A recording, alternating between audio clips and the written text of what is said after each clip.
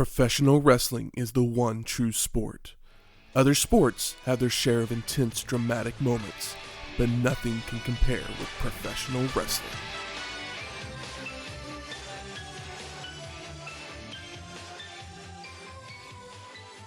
Welcome to Wrestling History X, where three friends come together to talk about the stories behind the matches. I'm Matt. I'm Michael. And I'm Shane. Welcome to episode 66, Royal Rumble 1992. Every man for Himself. Sorry, I sprung that one on you. Figured we gotta split it up. We gotta work this three. Yeah. We gotta work this three-man unit. I think it worked well the other couple times, so I don't think it'll be a difficult transition. Oh no, I don't think should so be either. An easy fit.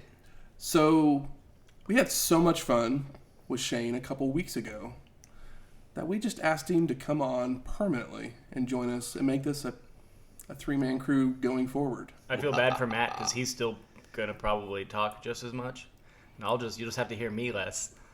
So, maybe. I'm gonna try and talk less as well. I'm gonna let you guys carry this show. All right. Like it may be just. So you're gonna write this. You're gonna write the script, and we're gonna read it. I'm gonna let someone else be the Excalibur to my JR. we could trade every other word from the match readings. Ooh, that sounds like not fun at all. Sounds awful. But I mean, if we do it enough, then you can make a soundboard, and then it'll be like playing a drum machine. There you for go. each There we go. episode. Just in case there's another lockdown. Yeah, where... you can have the drum machine set up, a MIDI setup with all the hot words, and you can just do it while you watch the show. Hot tag Yeah. and new. Yeah, and then we'll only do intros and like closing thoughts. But if you want to know more about Shane, you can probably look back on the feed just a little bit. There'll be a house show with Get to Meet Shane. Hey. But let's talk a little bit about Royal Rumble. This was the 5th annual Rumble produced by the WWF. It took place on January 19th, 1992 at the Knickerbocker Arena in Albany, New York.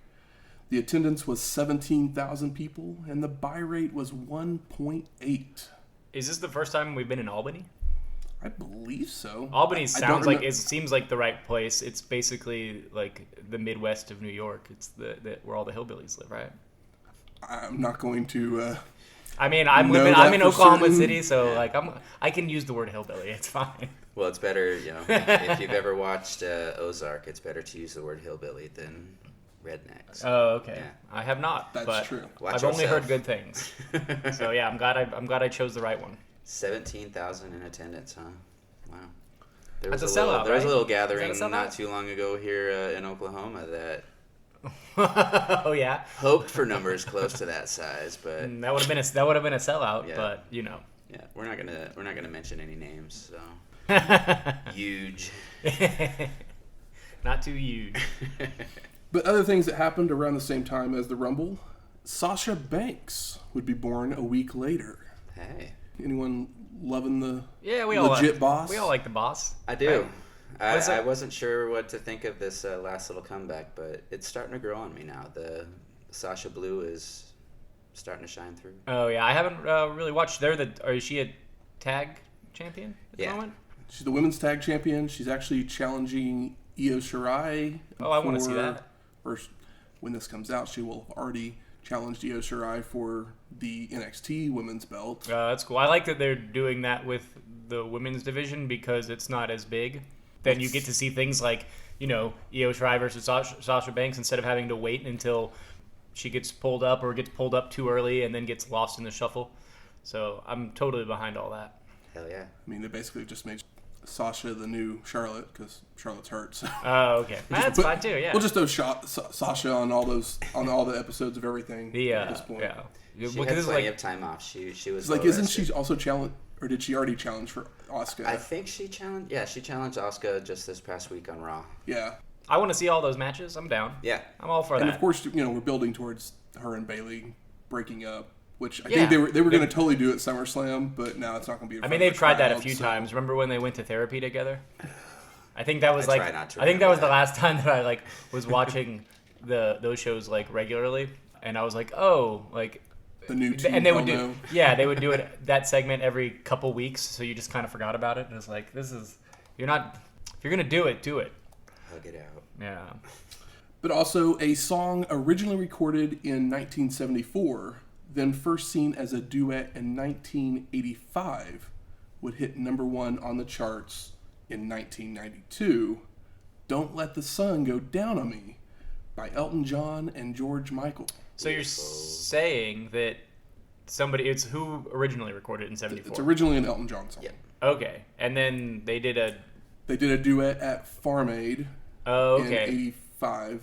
And the live Farm Aid version and of then it? the live version became popular, but then they released a actual recorded version of it. Re-recorded Well, it. that's not the first time. Or I guess that's probably the first time Elton John did that, but he does it again with the Princess Diana thing. Yeah. I remember that cassette single. Oh, Singles. I love a good single. But Now this song, I love this song. This was It's probably it's good. It's probably one of my favorite Elton John songs. I don't know if I'm as familiar with the duet or the original. I'll have to give it a spin later. But I was like, oh yeah, good song. But I mean, I think you can't trust anybody that doesn't like Elton John. This was the one that I'd heard first, and then had heard the original after that. And I mean, both of them were awesome, but this one always grabs a hold of me a little more, I guess, just because it was the original for me. And George Michael, this is not too long after he went solo, right? Yeah. 92, he was full solo. 85, I think he was still part of Wham. 85, he was still in Wham. Yeah. But yeah, he broke free and he was 89, maybe. Yeah, it was late 80s, early 90s, something like that. The other guy, what's his name? Andrew Ridgeley. Andrew, yeah. if he didn't, I know that it's way back there.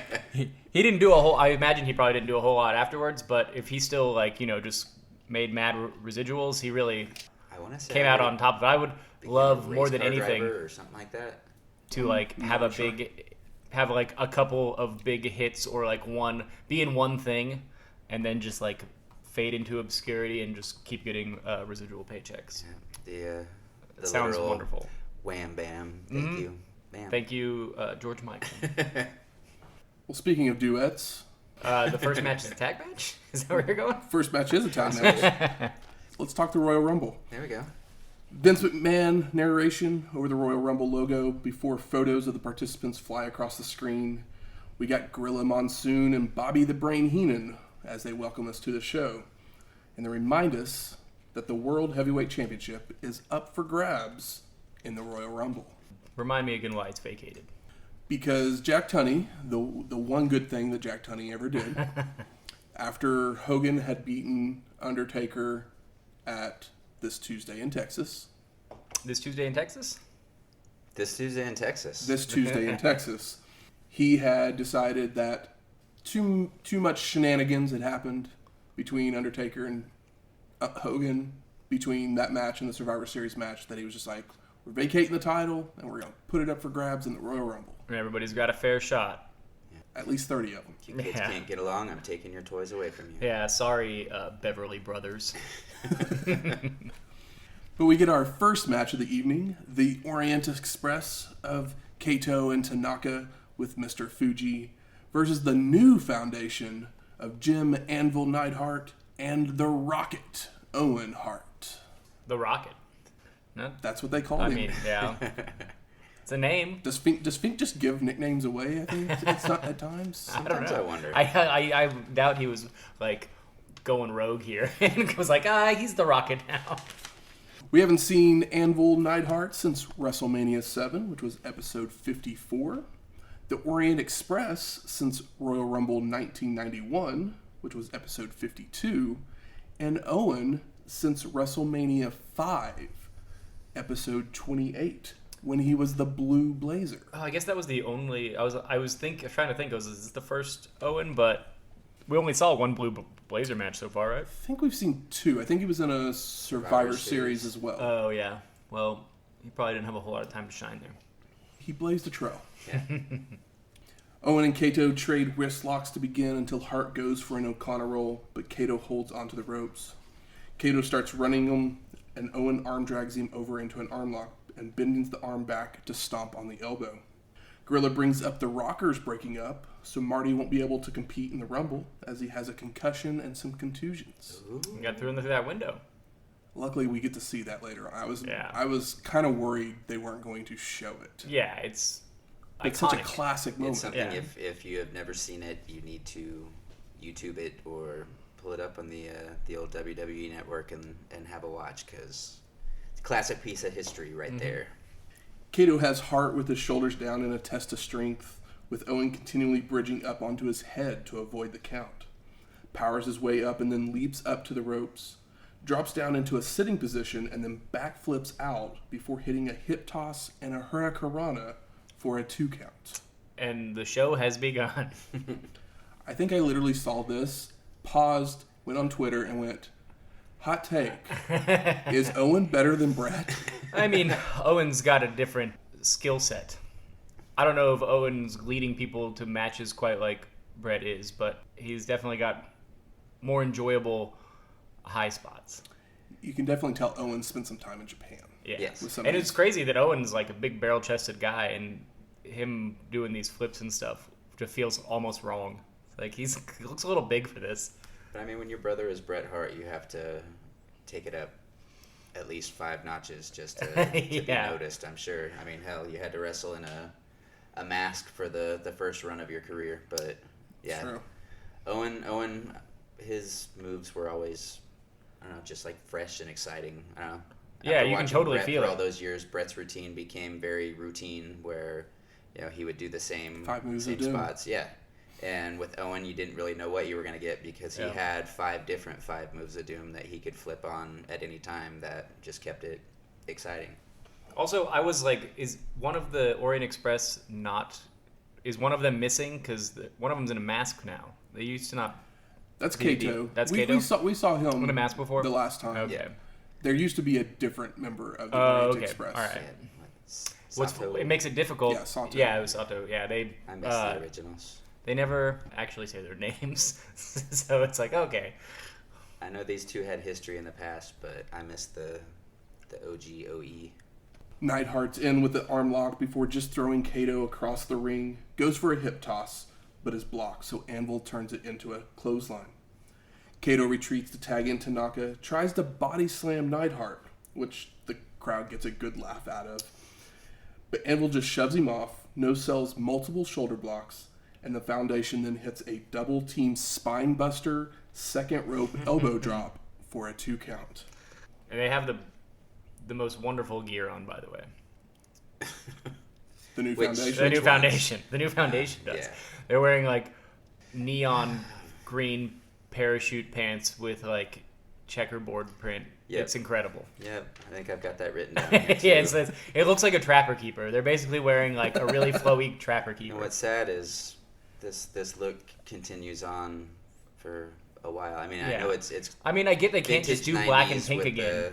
The vintage Yeah. 90s with the fluorescent bright colors, and I guess throwing in the checkered patterns, and of course the hammer pants. Yeah. But The only thing they were missing was like painters hats, like painters caps.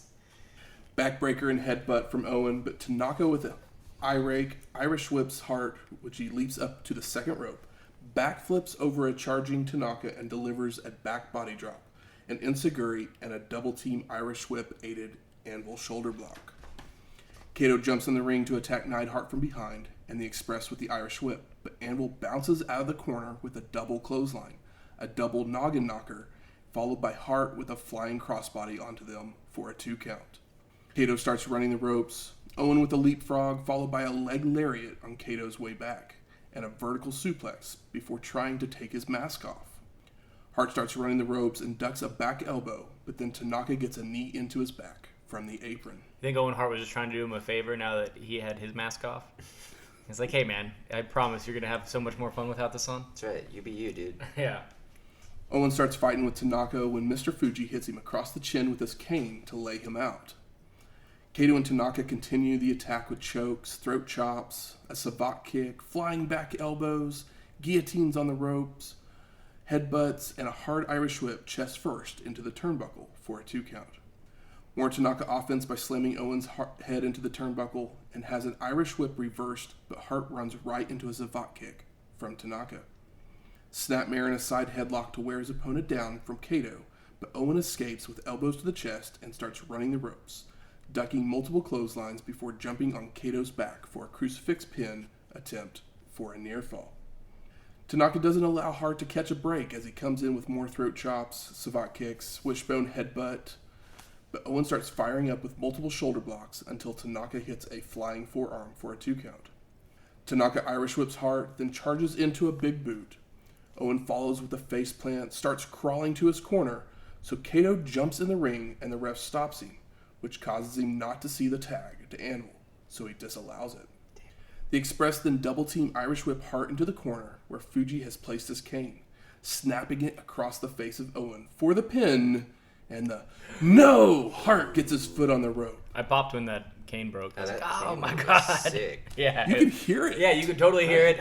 It looked great on camera. They like had the right shot for it and everything. Yeah. When they showed the replay of it, I mean, I cringed for a second because, yeah, I'd already seen it, but it just, the way that it moved, it looked like that cane could have went straight into the eye. Oh my god. Kato hits a hammerlock body slam, continues to work on the arm, Tanaka with a headbutt on it before locking on an arm lock, which Owen escapes by tossing Tanaka to the ropes, a leapfrog, and then hits an overhead belly-to-belly suplex. Goes for the cover, but Kato makes the save. Again, Hart trying to make the tag, but Kato hits Neidhart to entice him into the ring, and the Express drag Owen back to their corner. Double team clothesline on Hart, Tanaka with another savate kick, a headbutt. Kato drapes Owen across the top rope, and Tanaka leapfrogs him for a body guillotine. The Express toss Hart to the ropes, miss a double team clothesline, but Hart comes back with a double drop kick. Makes his way to the corner for the hot tag. Neidhart slingshots into the ring for a double clothesline, elbows, body slams to everybody, back body drop and a clothesline to Tanaka. Hart Irish whips Anvil into Kato to knock him to the floor, followed by Owen with the Irish whipped aided plancha out onto Kato. I love that Grill Monsoon is talking about Jim Neidhart, and he refers to him as a bull in a china closet when he comes in for that hot tag and starts laying it down. Neidhart then body slams Tanaka, followed by a rocket launcher of Hart for the pin and the win. And new foundation wins. I was like, wait, what? Yeah, sorry. There was no belt on the line for this. No. Yeah, this is the first match we won on every wrestling show. Yeah, I was like, this is a great start to this show. This was awesome. I mean, hell, if you throw Owen Hart in anything, I guess put him in a fucking chicken soup match, and I'd probably be excited. But yeah, this was a... What if he was the gobbledygooker? I might have liked it more. Leave the gooker alone. He had some time on his hands around that time, so... We go to Lord Alfred Hayes in the back. He shows us video of Bret Hart losing the Intercontinental title to the Mountie in Springfield, Massachusetts, just a few days before the show. Is that when Bret broke his sternum or whatever on the steel? He was actually running a fever. Oh, okay. He was really sick, and the doctors actually told him not to wrestle, but he was like, fans deserve, he's a baby face through and through. He truly is. Except for he's a little whiny, but we still love him. Hey, so when you're the best there is, the best there was, the best there ever will be, you can whine if you want to. So he would go out there and compete, end up getting pinned by the Mountie, and the Mountie would continue the attack after the bell when Roddy Piper would come down to run off the Mountie. Looking like a badass. Yeah, dude. And as Piper then turned to check on Bret, the Mountie rolls back into the ring and hits Roddy over the head with the championship belt. But then Mountie is celebrating, but Piper sneaks up from behind him to knock him out of the ring. And I love the house show footage. Yeah. It's it just looks different and it's fun. I was like, I didn't expect something that looks like this to be on here. Yeah. We then go to Sean Mooney in the back with the Mountie and Jimmy Hart, and Mountie tells us, what gives Piper the right to a title shot? It doesn't matter, because I'm going to do to Roddy what I did to Bret. I took his pride, his integrity, and the belt away from him. I'm going to take your skirt, your manhood, and whatever is left. It's called a kilt. So is Bret, why they take it off Bret? Is he hurt? He legitimately was sick, and they didn't know if he was going to be able to just be on the show at all? Be on the show. Oh, okay. He must have been real sick then. Yeah. We then go to Mean Gene with Roddy Piper, and Piper says, "We're dealing with one of the original village people here. He said he was going to take my integrity." And then he goes, "Like Jacques Cousteau searching for a dry spot in the ocean, I got none." Yeah. Sure, man. I love it. Why not? And then Piper says, "I came to win 2 titles, and I can't do that until I win the first one." Piper is so hype here. Yes. Yes. It's like he's normally got the energy, but it feels, I don't know, more honest, more real. It feels like more here to wrestle than like, it feels less than a paycheck job. Or more than a paycheck job. He does feel very rejuvenated. Yeah. Less trying to be a character and more possibly just showing us some real...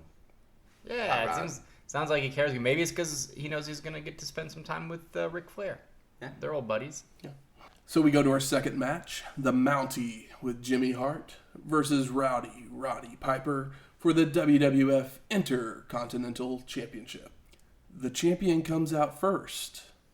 Foreshadowing? I mean, history would say. So the Mountie stalking Piper in the ring with this shock stick before the bell.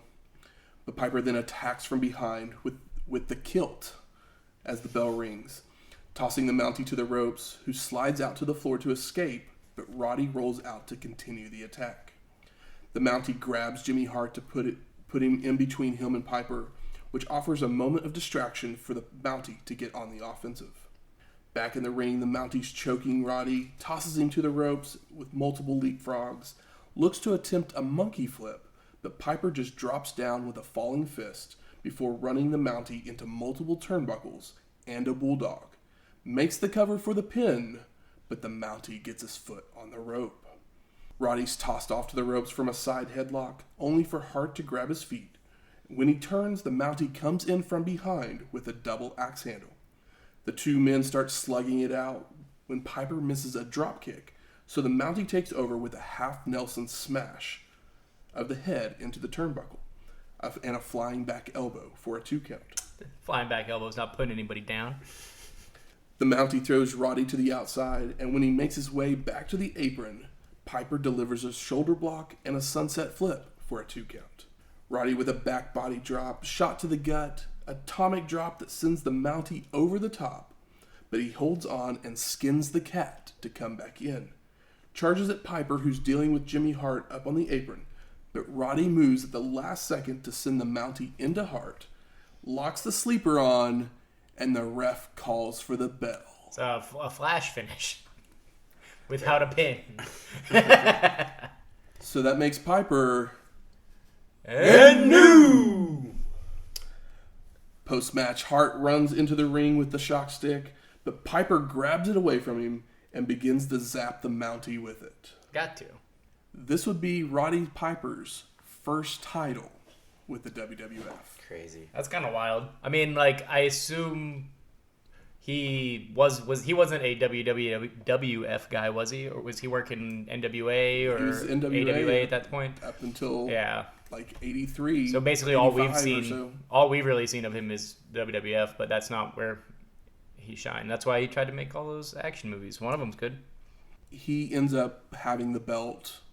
He has 2 title reigns in the WWF his entire career for a total of 88 days. Is that what I think told that's you? what you said, 87, 88. It's because Piper didn't need a belt. No, he doesn't to need a get belt. over. Yeah. No, he doesn't. Like, all he needs is just give him a microphone. He doesn't even... He could just be a manager, honestly, at this point, and people would still love him. I mean, we But loved, obviously we loved him as his- a commentator. Yeah, his performance here is great. Like, this a match between Piper and Mountie should not be as entertaining as this is. I think that Piper has a lot to do with that. Yeah. We then go to Lord Alfred Hayes, who's outside of Hogan's locker room, and he walks in and asks for an interview. And Hulk goes, "In just a little teeny while, I'm not going to have any friends when I defeat 29 other superstars." Just a teeny while. That's the only reason I mentioned what he said, because I was just like, did Hogan just say Yeah. teeny A teeny while? while later, I will be the champion again, I was just like, that's such a weird thing brother. to say. Yeah. Oh, Hulkster. Mean Gene is then with the Bushwhackers and Jamison Good God. And they say a bunch of things that basically come out to, we're going to win. Yeah. We're going to win while I chew on my tie. Yeah, it's really gross. That's so gross. So we're off to our third match, the Beverly brothers of Beau and Blake with the Genius versus the Bushwhackers of Butch and Luke with Jamison. Oh, one thing I noticed is most of the Al Hayes stuff on this show is Coliseum exclusive, so I guess it probably wasn't on they say it's Coliseum video exclusive. So I don't know if they're pushing Coliseum video or if this isn't on the original pay-per-view and it's only on the Coliseum home video of it. It was just something I kind of noticed because they do it a couple times through the show with like interview segments. It was just on the Coliseum. Probably yeah, just on that's the what I pay. assumed it meant, but I was like, either they're cross-promoting early or like it's just from the tape. Yeah. They recorded at the same time to add to the... You don't let Lord Alfred Hayes on live TV. Not anymore. He had his chance. So Shane, do you have any clue who Jamison is? I looked him up just because he looked very familiar, and I don't know if I've just seen him play that same nerdy character and stuff, or if he just reminded me of one of those generic nerdy characters that they had on every show, Night Court, Saved by the Bell, where it was just over-the-top stereotypical dork in broken glasses. You know, just like a very late 80s, early 90s caricature. They put the exact same look on Steve Urkel, and it became a huge success. But Steve Urkel becomes Stefan, and then he's hot. True. Very true. I don't know if Jameson's got it like that. I can't see Jamison having that same Jekyll and Hyde effect. Me neither. If he turns into James. If I want to. Yeah. I mean, literally, he was a comedian that WWF hired to do this. Yeah. But literally, that was like all I could find on this guy. I'm hoping we don't see him a whole lot more, but I also feel that every time I see the Bushwhackers. Not to bury the lead. Not to spoil things, but we don't really see him much anymore. Oh yeah, I'm okay with that. So after the Beverly brothers make it to the ring, the Genius graces us with a poem, and as always, I don't give a shit. Yeah. Didn't give a shit when Leap and Lanny Poffo used to tell poems back in the day, and I care less now with the Genius. Lanny's got a real good face. Best teeth in the game. Yeah, I mean they can't be real, right? They are the most noticeable thing about him. If they are real, they've grown even more since then. Largest teeth in the game. So the Bushwhackers make it to the ring. They keep playing to the crowd for a very long time. Yeah, this is like the last 5 minutes of every WWF show where Hogan poses, except for it's the Bushwhackers, and it's before the match. So it's like, what are we doing? I'm going to warn you now that I might not have a whole lot to say in this match other than, God. Because, yeah. I think we could probably just move on.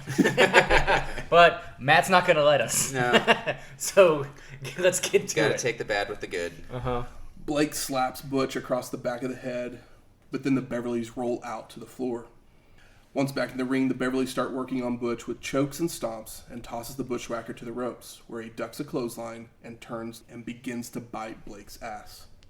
Because you got to have a Bushwhacker biting the ass. Yeah. It's part of their gimmick, right? Yeah, outside of lifting your arms. Everybody's... Lift your arms, bite your ass. Yeah. You know, 2 moves of doom.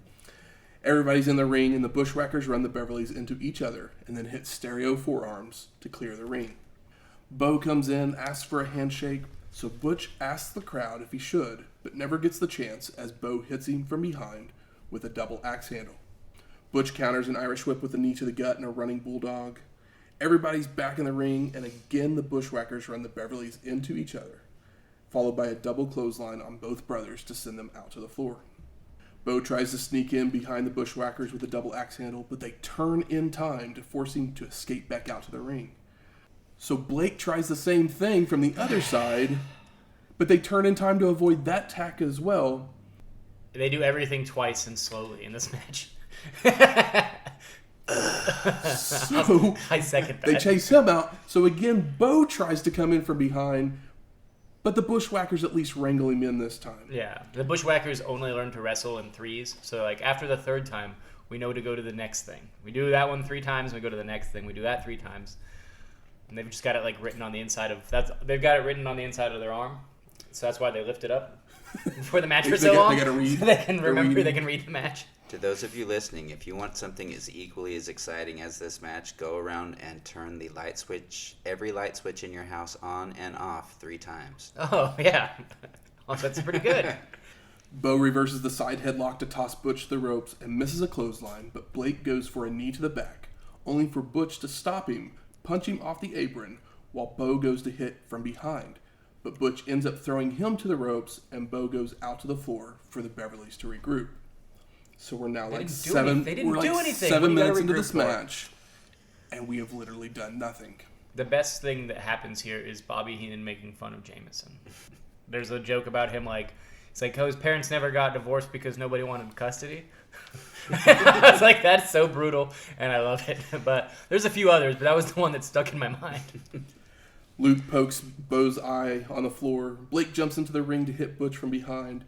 Beau then drapes Butch over the ropes while Blake comes off the top rope with a double axe handle to the back. Elbow drop by Blake, goes for a cover, but Butch gets a boot on the ropes.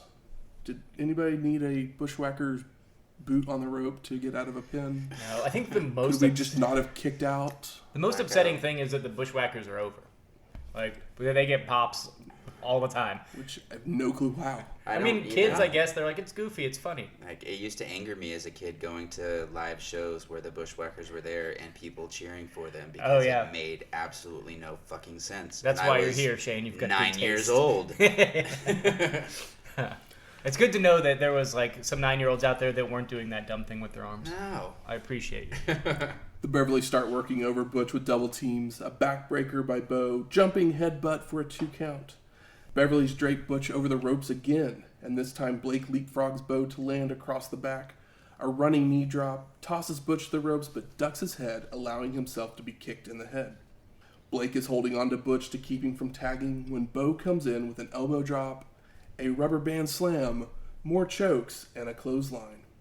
Blake goes for the nonchalant pin by just putting his foot on Butch, who reverses it into a small package for a 2 count. I would have loved if they just put the Beverlys over here with a foot stomp, and just we never saw the Bushwhackers again. Yep.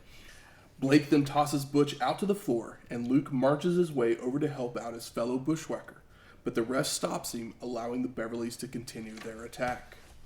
Also, while this is happening, the Genius makes his way over to Jamison and slaps him. Leave that boy alone, he's not right. Oh, that big wind-up dramatic slap. Asking the audience, should I? Yeah, Am I going to? It's more interesting than...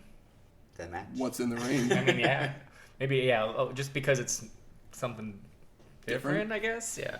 They gotta do something with Jamison. He can't just chew on his tie. Nerd on nerd violence.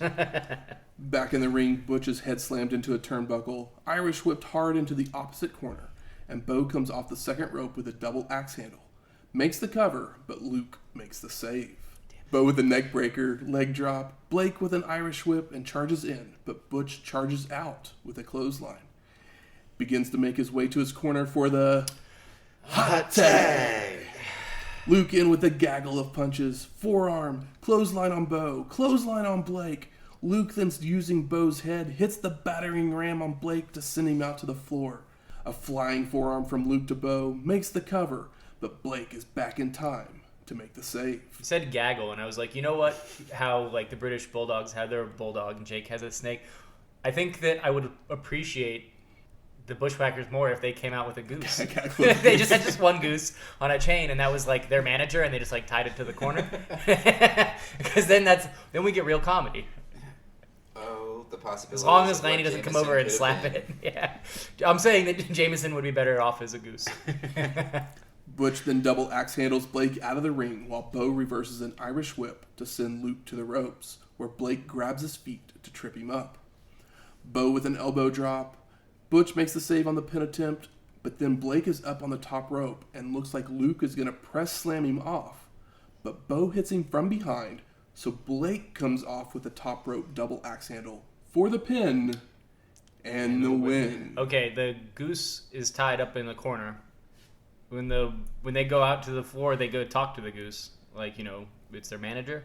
And then later in the match, because they keep saving each other from the pin attempt, Lanny comes over, pulls out some some big scissors, and cuts the goose loose, picks it up, runs off, and then he chases him, and the Bushwhackers lose. We never see them again. That might have been more interesting than this match. That's what I was seeing in my head in the last quarter of this match you were speaking of. So, of course, because we haven't had enough of the Bushwhackers and Beverly's, we get a post-match beatdown with the Bushwhackers attacking from behind to hit stereo back elbows, a battering ram to both Beverly's, slingshot the genius into the ring, and then they called Jamison in. Oh, yeah. Jamison Actually, then, this is the best part of the whole match. This is funny. Jamison then winds up to throw a punch. But he really doesn't want to. And then instead just kicks his knee. Kicks him right in the shin. And then is behind to knock him out to the ring. Yeah. It was the most enjoyment I got out of the match was that guy. I mean, obviously, you said he was a comedian. He swung up and he did the little shin kick and it was funny. Not funny enough for the last 15 minutes, but I am going to make your day. This would be Jamison's last pay-per-view appearance. I might like Jamison more than I like the Bushwhackers. I mean, it probably would have made more of your day if I told you it was the Bushwhackers I know, last. that can't be true. It's only 92. I got at least probably another 8 months of this. At least. We're close. I know we're close. Okay, cool. Thank you. I think. So we go to the back. Mean Gene's there with the Legion of Doom. And Animals, well, Mean Gene, you know what makes us sick besides everything? I popped for that. The natural disasters. And when we're done with them, their tongues will be hanging out like a couple of dead deers. It's like everything. So you're saying that he has like a gluten allergy and he's lactose intolerant. And Mean Gene starts to throw it back to the ring, and I was totally waiting for Animal to like stop him again, to like be like, wait, I still need to say my tagline. Yeah, it's very important because he doesn't say it. I guess he does. That's right. Does he There not was say no it? rush. He does not say it. In my head, I remember him saying it, but that's funny. What a They were world short we on lived time. in It's when there was Coliseum no video rush. exclusive. And we're headed off to our fourth match, the Natural Disasters, Earthquake and Typhoon with Jimmy Hart versus the Legion of Doom, Hawk and Animal, for the WWF Tag Team Championship. A bunch of big boys. Yep. Hawk and Typhoon lock up to start, both giving shoulder blocks for no one to gain an advantage, until Hawk comes off the top rope with a flying clothesline to take Typhoon down.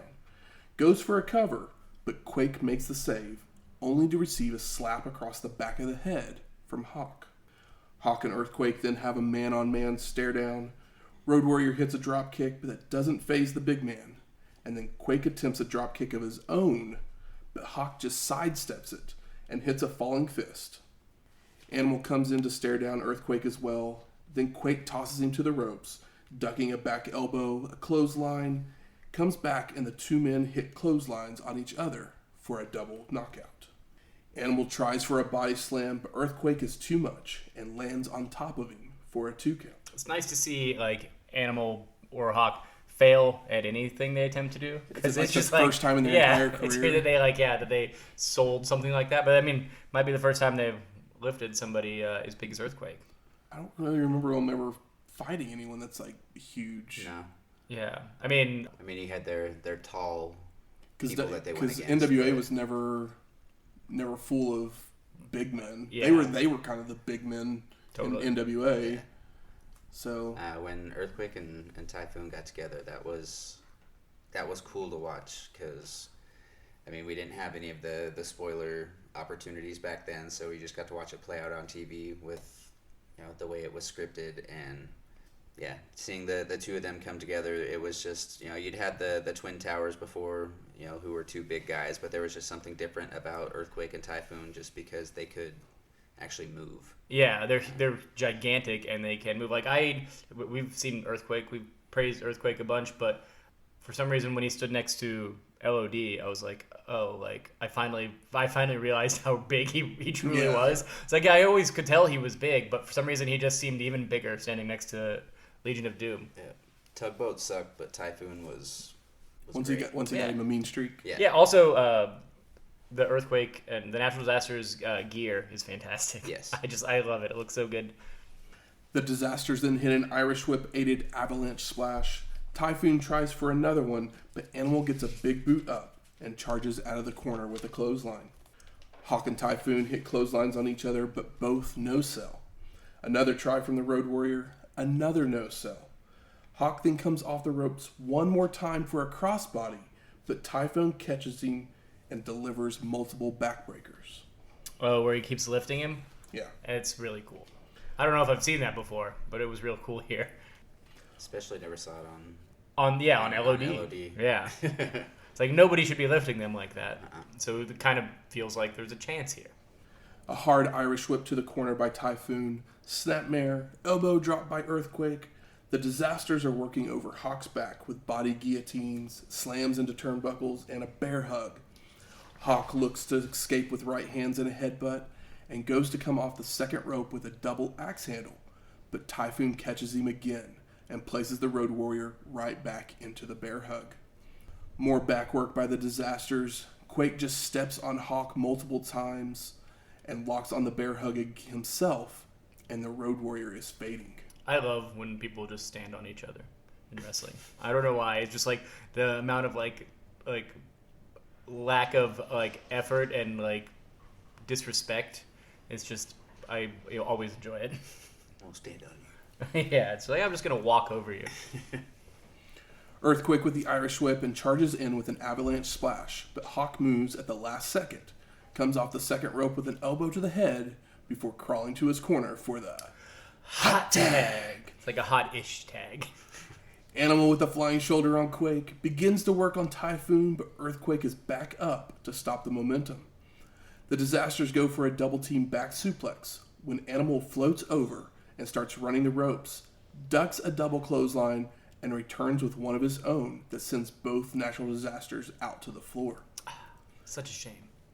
The Legion follows them out, delivering double axe handles, a flying clothesline, headbutts. Quake hits a body slam on Animal. Typhoon rolls back into the ring while Earthquake locks a bear hug onto Hawk, running his back into the ring post. The bell rings, and the decision is... No decision. a count out. Wah, wah. I'm fine with it because I want to see it again. Yeah. I'd like to see it again. They'd had this match and it's cool. I think they could do better. They could. Who else is going to beat LOD? You know what I mean? Who shall beat LOD? We'll find out at some point. Can't have it forever, man. Not everybody's Hulk Hogan. I know who. Post-match, the Natural Disasters are raising the belts, but Hawk comes in with a chair, slamming it across both of their backs. Weakly, if you pay attention. Yeah. Tosses the chair to Animal, and then Irish whips Earthquake into the chair. Finkel then makes the announcement that the championships do not change hands on a disqualification or a countout. You would think that wrestlers would know that. You would think so. But hey. I mean, I can understand the Bushwhackers not understanding that, but Quake and Typhoon, their gimmick's not being dummies. It's creating disasters. Yeah. Naturally. One's a Typhoon, the other one's an Earthquake. Yeah. They're the embodiment of horrific natural disasters. That's why they're called that. Rumble and Splash, man. Rumble and Splash. Rumble. I'm glad they're not called Rumble and Splash. The natural disasters Rumble and Splash. I mean, you got Axe and Smash, Rumble and Splash. If this was like the early '80s or like the '70s, then there would be a show where there's natural disaster minis, and it would be Rumble and Splash. Like on WrestleMania 2, I think. That's what WWE needed. Or sorry, back then it was still Next WWF. time I create a wrestler on... They needed a Muppet Babies type animated show. My next creative tag team on 2K, it's Rumble and Splash. Rumble and Splash. They're like 4'11", like the smallest you can make the wrestler on in the game. Creative player. We then go to the locker room. Sean Mooney's there, and he says, "We just witnessed an incredible matchup." And I literally was like, "What match were you watching?" Incredible is not quite the word. We just witnessed a matchup. He's trying to get a word from the Natural Disasters. Jimmy Hart starts yelling that he's going to call his lawyer. And Typhoon and Earthquake start yelling they should be champs. Maybe they are dumb because what is their logic? Yeah. They've never watched wrestling before. They just wrestle. You checked back in the ring, but you forgot to bring the wrestler back in there with you so you could pin him to win it, dumbass. Yeah. Well, see, I mean, if this happened in a more modern time, this would happen on a Sunday, and Monday they would set up a no DQ match and have a contract signing. Or an arm wrestling match. Oh, or, yeah. A dart throwing competition. They would come out and be like, dart throwing we're not leaving until we get a match. The arm wrestling thing is at least fun. I mean, I don't know when Over the Top came out, but it's probably around here. You haven't watched some of the modern stuff, have you? The more recent things. Are they really doing? They're doing stupid shit like that, like dart throwing They're contest? doing like best of 7 series, or they did with. Don't hate on best of 7 series. I'm there's good some with best of 7. What is series. best of good 7? ones. When they're good, they're Like they good, have 7 but matches, and whoever the first one to win 4. Oh, okay. wins. I thought you were these talking about aren't like really you said matches. axe throwing. These are like Oh, you're talking we're about gonna have a funnel cake eating the contest. Prophets and Raiders yes, I couldn't Oh, think of wow. what they were actually called now. The Street Profits and and the War Raiders, the Viking Raiders. Viking or- Raiders. I like both of those teams in ring. They're fun in ring, but The main roster doesn't know what to do with them. Oh, you the mean Viking like- Raiders are Yeah. a sad excuse for what they used to be. Yeah, I believe you. That War Games was pretty cool, like a year or two ago. We'll get to them eventually. My Or God, will we? Because I'm Yeah. trying to think if they've actually been on a show. 29 years and counting. Yeah. Gorilla and Bobby then discuss the previous match, and Gorilla reiterates the way that championships change hands. I appreciate that, Monsoon, because Earthquake and Typhoon had me completely confused. Obviously, it was not clear. Mean Gene then is in the back with Roddy Piper, and Piper's ecstatic, and he has his eye on the prize. Mooney's in the locker room, makes his way over to Shawn Michaels, That's my boy. and he's in his sexy boy Yeah, get he's up got that the you're earring. always thinking he of. couldn't be more handsome, and he's got a shitty fucking smile on his face. He's looking smug as hell. Yep. And Mooney sends us to the video footage that we were talking about earlier of Marty Jannetty being super kicked and then thrown through the barbershop window. God, it was glorious. So good. Sean then tells us, I saved Marty from the 29 beatings he would have received, even though the one I gave him was worse. Which I thought was a pretty good line. Yep. Oh, definitely. Then Lord Alfred Hayes is with Ric Flair, and Nature Boy tells us that he's going to be number 3 in the Rumble. People will say I'm at a disadvantage, but I'm Ric Flair, and I'll make a believer out of everybody. And that's the bottom line. Stone Cold Ric Flair. He's he's got to claim he's the real champ because He's the real he's world's champ. He is the real world's champ. because he's the Hulk Hogan of a different company, so he's the real champ. He's so real they had to black out part of the screen when he's on there. Mm-hmm. Mean Gene then introduces a bunch of interviews that were pre-taped. We got Macho Man. He says he's got 2 goals. Get my hands on the Stick Man and once again be the world champion. The Stick Man? I thought you said Snake Man. Does he say Snake Man? I literally said... I heard Snake Man. I wrote down Snake Man. I was But trying to figure out what Stick Man meant there. Yeah. okay, I'm maybe pretty I sure just it was heard. Maybe Snake you Man. guys wrote Stick, and I heard Snake because that's what he meant. Because he's obviously feuding with Jake. No, that's what I'm saying. I thought he said Snake Man too, and then okay. I saw here the Stick Man, and I was like, "What is Stick Man?" It's all right, man. I thought he said Stick Man. We're good. I can be wrong sometimes. That's why you guys are here. We get Sid, Repo Man, British Bulldog. Everyone's just kind of saying, we're going to win. Yeah. Jake comes on the screen. And then, of course, we need to know what Jake says. I'll be waiting for you, Savage. I'll save some for you, and then I will have just enough to walk out with the title. And we go back to Ric Flair. Jake says that What else did Jake say? you can't always get what you want, but I always get what I need. And just the way he sells that is good because he's Jake. Then we go back to Ric Flair, and he yells out, mirror, mirror on the wall. Today we find out who's the fairest of them all. Where was Sherry? That was Sherry's line. Where's Sherry? For 4 months, I've called myself the real world champion, so for me, there is no back door. Because he's like, I have to win this to prove that I am the real world champion. We get Undertaker and Hogan, and once again, they're just saying we're going to win, basically. Does Taker even talk? Yes. So Taker does talk. Okay. Yes, he has his few words. But I've kind of made a promise never to do the bearer voice on here ever again. I mean, it's bad. I It's- don't do a good job with that one. So. you'd think that I need to hear Percy's speaking voice because it's got to be wildly different. That's got to be difficult to just throw your voice around like he does. I don't know if I've ever heard him do a real interview. There's no YouTube shoot interview of Percy I'm Pringle. trying to think. Him in like a hotel at a con, like being interviewed for 3 hours, not saying anything. But we then go to our fifth match, our main event for the evening, the Royal Rumble for the WWF World Heavyweight Championship. The way that when like Fink is announcing this in the ring, he's staring directly into the camera, like it's like into your soul. It's crazy. It's like people are like, oh, that painting's eyes are following me. Like Fink feels like he's talking directly to like you. It's really creepy and kind of awesome. That's why we all love the Fink. It might be the best Fink performance. Ladies and gentlemen, prepare for greatness. It's 5 stars in the Albany Knickerbocker Arena for Fink here. Fink goes over the rules of the match, which everyone knows, so I'm not going to do the same.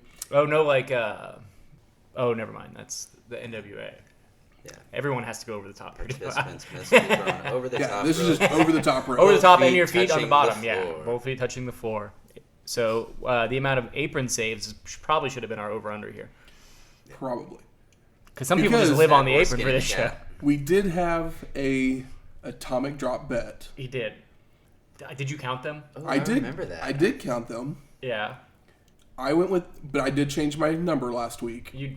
I lowered my number to 10. Uh-huh. You stayed at 14. Yeah. Shane, would you like to get in on this bet? Because I don't think you counted as you were going. I did not count as I was going, but I thought about it. Atomic drops in the Rumble. Atomic drops in the Rumble. Because the last Rumble, there was like the year of atomic drops. Where I'm calling this year the year of the face plants. Where they like just slap somebody's head into the mat, because that's just happening all over the place. But I won't bury how I feel like I did. You said 8. You said 14. I don't know why, but I said 10. He said you said 10. Yeah. Screw it. 14. It's All right. You're agreeing with him. Oh, that's 14. what. Okay, I'm like, where did the number put 14 the hand come up. from? I got denied. I'm It's sorry. Like, hey, I'll give you a high five, but yeah, I was like, where did the number 14 come from? Yeah, All right, then I'll have my own It's a original 2-on-1 number. match. No, I'm changing it because I thought the number 14 just magically appeared in my head. I'll go with my go-to, which is always 13. So Oh, it's going one less than you. All right. Are you going to count them as we go through the match? Oh, I have them counted. Oh my right God. here. Where's my pencil? Oh, I have the number I next know, to I him. know you do. I'm sure you do. But Tunney gets booed when he gets announced, as Yeah. he should. yeah, fuck Yes, he you, does. Tony. I don't know if they're quite doing No. fuck you chants yet, but they definitely boo him. No. And Tunney basically reiterates that the match is for the belt. I mean, Fink just told us this, so thanks. Yeah, Tony kind- doesn't quite have Kind of why we're all here, Jackie. like TV energy. Doesn't feel like a man that should be behind a camera or in front of the camera. in Yeah, front of he one, should probably doesn't be it? behind the camera. Yes. So our first competitor is the British Bulldog, Davey Boy Smith.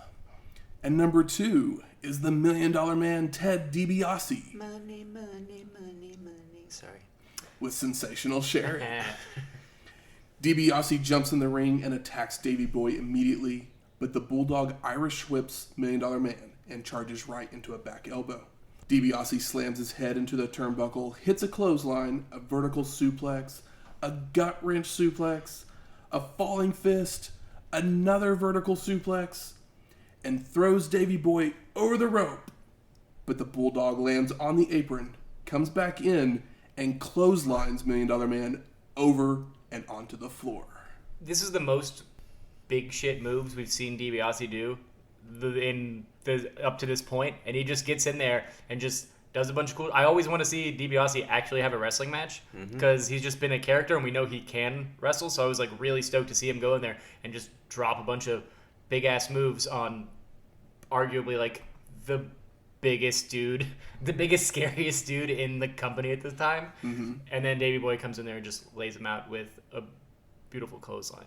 Davey Boy Smith is a monster here, and I just want to see him bury everyone. He's a monster, but pissed. It was just a waste. DiBiase deserves so much more. He does, but I agree. I'm okay with it if it's a push. If it pushes him, if it pushes Davey Boy later, but I assume that's not the case. Guess we'll find out. But Ted DiBiase is eliminated. Yeah, how quick was that? It was. I mean, it wasn't less than 2 minutes. Yeah, it was because number 3 hadn't come out, and that number 3 is the Nature Boy, Ric Flair. What's up, old match? Gorilla reminds us that no one in the first 5 has ever made it to the end. And see, what's funny here is Heenan starts freaking out about, no, he's number 3. But just a minute ago, Flair was on TV saying, I'm number 3.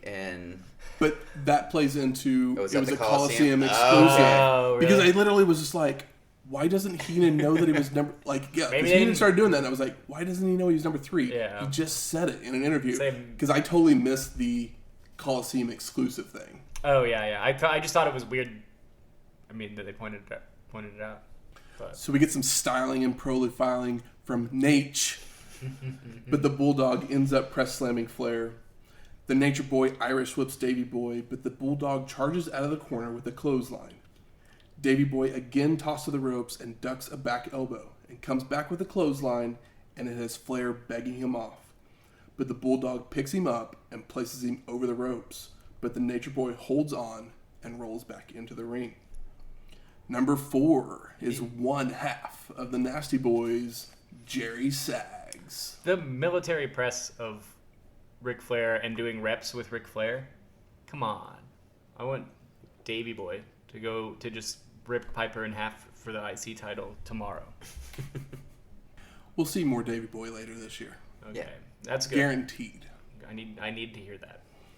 Davey Boy with mounted punches in the corner on Nate, but Sags hits him from behind to team up with Flair to double team the Bulldog.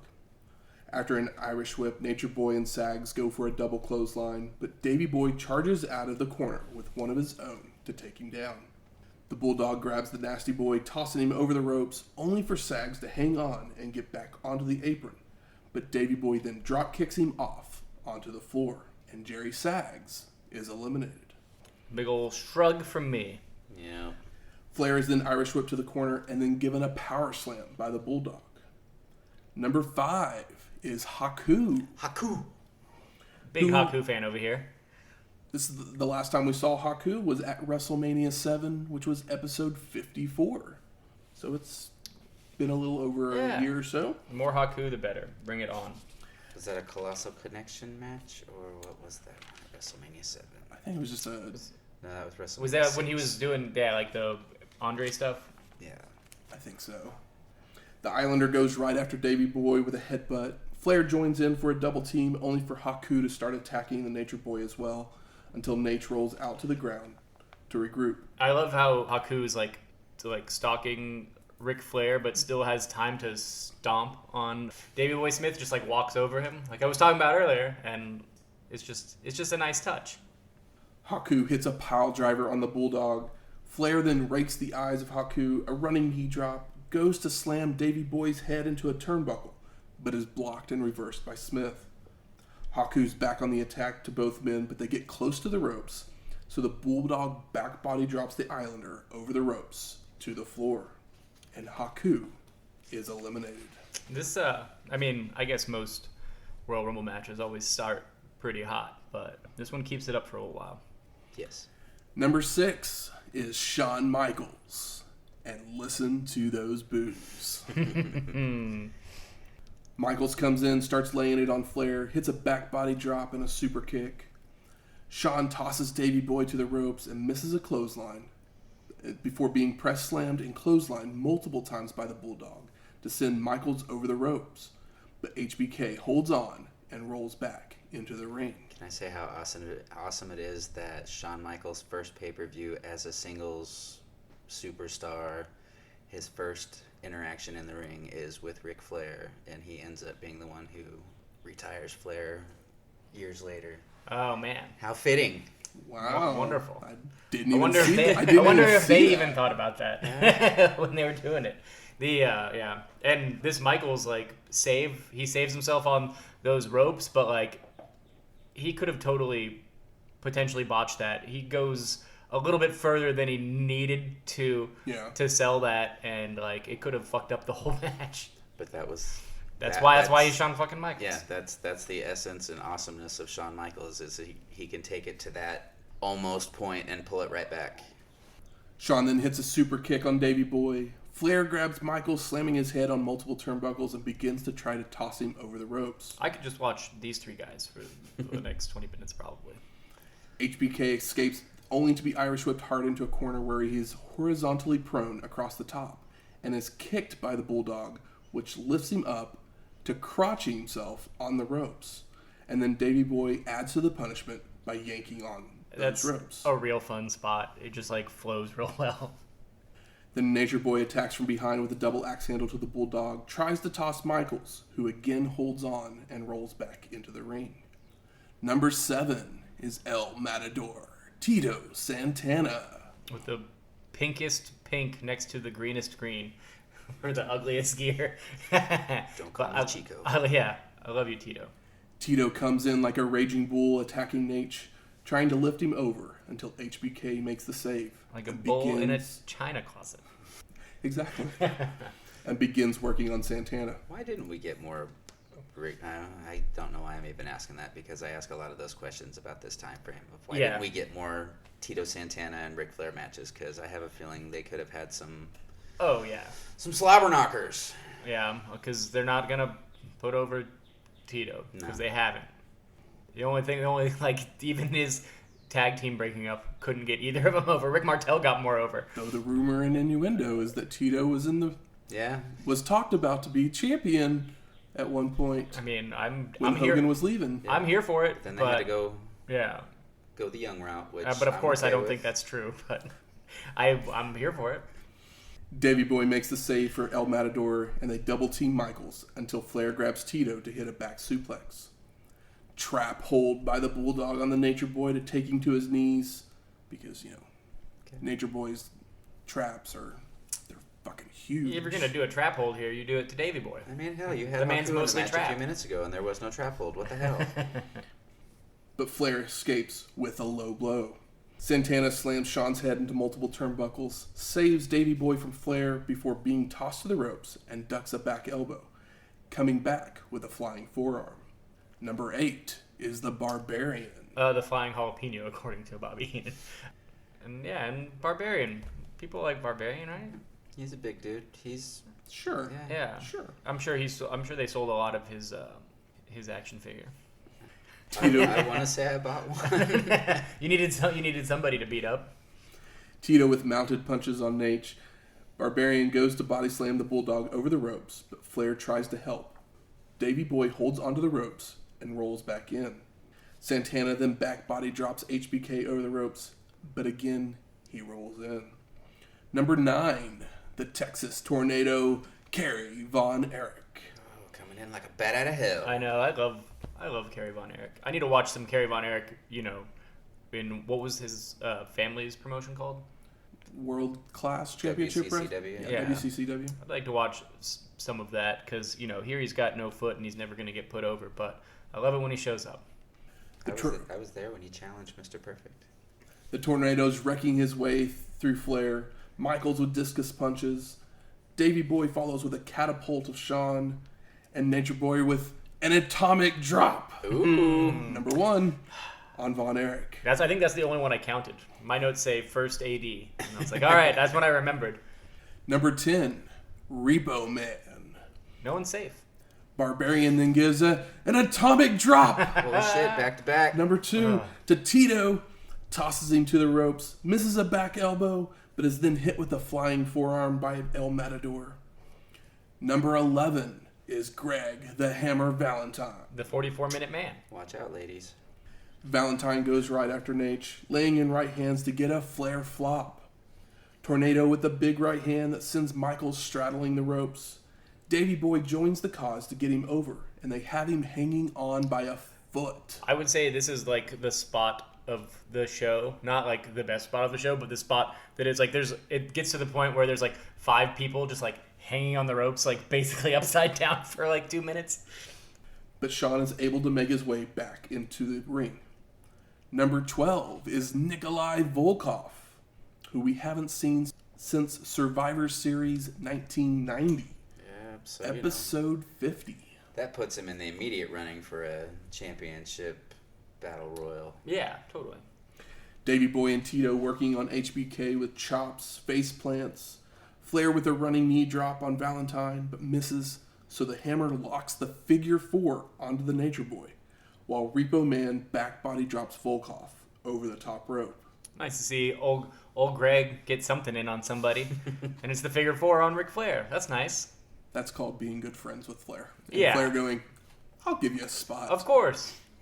So Nikolai Volkov Greg needs all the help he can get with the face that he was given. is eliminated. Oh, Volkov, you lasted about as long as I would have expected. Yeah. Sad, though. He was apparently Marty Jannetty's replacement in the Rumble after Being beat up. after being thrown through the barbershop window. Yeah. But was Marty just kicked out for being wild? Or was... He He was just selling the injuries. he was injured. Okay, I wasn't sure if it was because we all know that Marty Jannetty has been... he's had his problems through the years. This one was strictly storyline purposes. Number 13 is Big Boss Man. The Boss Man comes in laying down the law on everybody, while Repo Man tosses Valentine over the ropes. And Greg, the Hammer Valentine, is eliminated. Boss Man then slams Shawn's head into the turnbuckle. They did that to the 44-minute man? They did.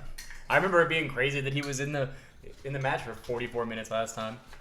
But here he was there for 4, so, it all evened out at 40. It's not the worst number. Down from 44 to 4, and you got to put Flair in the figure 4. Yeah, yeah. He did a lot with his time. A big right hand that sends him halfway over the top rope, but Michael saves himself by locking a body scissors around Big Boss Man. Big Boss Man then grabs Repo Man and tosses him over the ropes. So Repo Man is eliminated. Sorry for you. I'd be worried about the stuff in the back, though. Yeah. I was hoping that Repo Man was just going to sneak around the ring, because he comes in and he sneaks around the ring for a little while, and I was like, pretty funny if he did it until the next guy showed up, and then, did something skeezy, but, he only does it for a moment. Jumps in there just to get kicked right back out.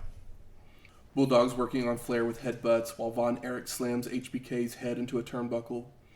Nature Boy then back body drops Davey Boy over the top rope, followed by back body dropping the Tornado over as well. So British Bulldog Davey Boy Smith and the Texas Tornado Kerry Von Erich are eliminated. Boo. This would be Von Erich's final pay-per-view appearance. Ever. Oh, does he pass away soon? Yeah. I mean, No real way to sugarcoat we all it, know yeah. what happened, and if we didn't, just watch Dark Side of the Ring and make sure to bring some tissues. Yes. We then see Tito and Shawn going back and forth until they both tumble over the ropes. God damn it. And El Matador and Shawn Michaels are eliminated. I mean, the 4 guys that I want to see go at it with, we know Flair's not going out this early, but the guys that can work, that I want to see work, that you could take any 2 of them and put them next to each other. They're going to have a match that I want to see. Yeah. In span of 2 minutes. Yeah. Mm-hmm. But it's okay. It beats being, It's okay. It's okay. Because number 14 is Hercules. Oh, thank God. Cool. About fucking time. Hercules goes right after Flair. The full Nelson man. That's his claim to fame, right? Yeah. WrestleMania 2, I think. Is it full Nelson that's not a full Nelson thing? But then leaves Flair, so Nature Boy and Barbarian high five, only for Nate to turn and start chopping him. It's great. I like this. It's good stuff. Barbarian with a press slam of Flair. Hercules slamming Big Boss Man's head into the turnbuckle multiple times. Barbarian lifts the Nature Boy over the ropes when Hercules comes over to also lift the Barbarian over. But Nate holds on while the Barbarian goes tumbling out to the floor. And the Barbarian is eliminated. Could have took Herc with him. I wouldn't have minded. Well, Herc's the one that lifted him over. Yeah, but Herc should have just jumped No, those over. other 4 guys just eliminated themselves. Herc Why should have not? just Why jumped not? over as well. Poor Yeah. Barbarian. Always the bridesmaid. Boss Man then comes in and clotheslines Hercules over the ropes to the floor, but tumbles himself out to the apron. and Hercules is eliminated. I mean, of all the, like, it's funny that where Boss Man is on the card, considering, like, there's other guys that are big that actually, like, look muscular and intimidating, whereas Big Boss Man just looks like a gym teacher or a gym coach. I don't know if you can call somebody that teaches gym a teacher. Sorry if you're a gym guy. Like Brian Dennehy just getting in there running around. Yeah. I don't know why Brian Dennehy because he popped into my head. Yeah, I can see him being the son of Brian Dennehy. I'd believe it. We get an eye poke by Flair. Big Boss Man's tossed to the ropes, ducks a back elbow, and comes back with a clothesline. Starts running the ropes and goes for a flying shoulder tackle, but Nature Boy ducks and Boss Man goes flying over the ropes to the outside to be eliminated. I spoke too soon of the, Cobb County, Georgia. Well, he's the Big Boss Man. Is he a policeman, a sergeant, a prison guard? Prison guard. Wow. It's like the worst of them. He carries a big stick. He does. Ball of chain too. I'm trying to remember the song lyrics. The song's really good, but I always can never remember the melody whenever I want to.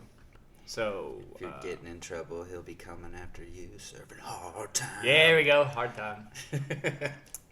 Number 15 is Roddy Piper. Hell yeah. I was surprised. I was like, I just assumed he wasn't going to be out here. So I popped for this legitimately. I was like, cool, because like this is some of the best Piper stuff we've seen, because he's just really feeling it. Yeah. So I was, Piper officially becomes the first man in Royal Rumble history to pull double duty. Had a match and really? participated in the Rumble. Piper's laying it in with a back body drop, knee lift that sends Flair scurrying to the outside, but Roddy chases him down to hit a clothesline and a head slam on the guardrail. After rolling Nate back in, Piper goes to the apron only to be choked across the top rope, which he no-sells, climbs into the ring, and continues to lay on the attack with mounted punches. Flair looks to escape with an inverted atomic drop, but again, Roddy no-sells a move and pokes the Nature Boy in the eyes. I love the Roddy Piper eye pokes. Followed by a clothesline. I didn't count this atomic drop because it wasn't a successful atomic drop. I'm okay with that. Okay. It's just kind of like I feel like I know where this is going, because there was already at least 8 last year by this point. I'm saving an asterisk. If I need it. Okay. Airplane spin by Piper locks on a sleeper that takes Flair to the mat. Number 16, Jake the Snake Roberts. Roberts rolls in and tells Piper to finish the job, as they're the only 3 in the ring. But once Rowdy turns his back, the Snake attacks with punches and chokes. It's really cute here that Gorilla Monsoon and Bobby Heenan like really sync up together and say Jake the Snake Roberts at the same time when he comes out, and it's very fun. Flair thinks that Jake has come to help him, but Roberts helps him up, only to hit a short arm clothesline. Looks to hit the DDT, but Piper flies out of the corner with a clothesline to save the Nature Boy. Nate then locks on the figure 4 onto the Snake, while Piper starts stomping on both of them, until Flair and Roberts team up to work on Roddy. Number 17 is Hacksaw Jim Duggan. Oh! You know what? Like, the short arm clothesline into the DDT is incredible, and we all love it. But the stunner is basically just like marrying the two things into like one like bigger exclamation point. That's all I got. I just saw it in my mind. Hacksaw goes right after the Nature Boy, Irish whipping him into the corner, followed with a clothesline and head slams into the turnbuckles. Back suplex by Flair on Piper. Roberts with an inverted atomic drop. Number 3 on Duggan. Number 18 is Erwin R. Shyster. IRS slams Hacksaw's head into the turnbuckle. Nate and Jake have Roddy teetering on the ropes, but Duggan makes the save by giving them a double noggin knocker for another Flair flop. If I knew about Flair, we could have probably done a Flair flop count. That's 2. Yeah. There's a couple ones that aren't this like typical Flair flop, but they're still a flop. Number 19 is Superfly.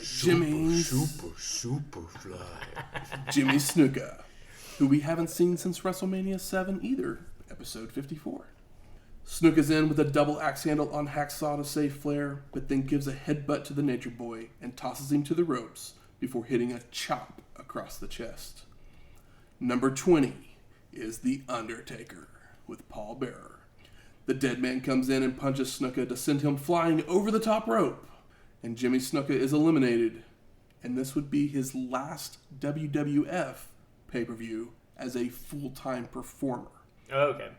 So we would not see him on a WWF one for like 10 years. I did note that the Taker comes out to mostly boos, but you can totally hear some cheers in there as well. Yeah. So like Taker's already like getting some love, getting the love from the crowd. Yeah, I don't know exactly how I was trying to put this, but you know, Very he's the heel, but he's it's on the cusp. There we go. It's on the cusp as early as 92. And he's only been here for like 6 months. Taker then goes after the Nature Boy by choking him in a corner. Duggan comes in to make the save, but Undertaker with the low blow mule kick, and then starts double teaming with IRS on Hacksaw. Number 21 is Macho Man Randy Savage. As soon as Robert sees that it is Savage, he rolls out of the ring. So once Macho makes it into the ring, he can't find him anywhere, which allows Taker to hit him from behind. Jake has that ring awareness. Jake rolls back in to take over the attack on Savage, goes for a short arm clothesline, which Macho ducks, and then comes off the ropes with a double axe handle to the head, goes up to the top rope to hit a double axe handle, and then hits a running high knee to send Roberts over the ropes. And Jake the Snake Roberts is eliminated. Too soon. Very, very too soon. Macho then leaps over the ropes and starts choking the Snake on the floor, which both Bobby and Gorilla mentioned that he may have eliminated himself. So at least the announcers are getting smarter. Yeah, and also like if Jake's gonna go out this early, then you got to do something like this. Like Macho's just out for blood; he doesn't care. Yep.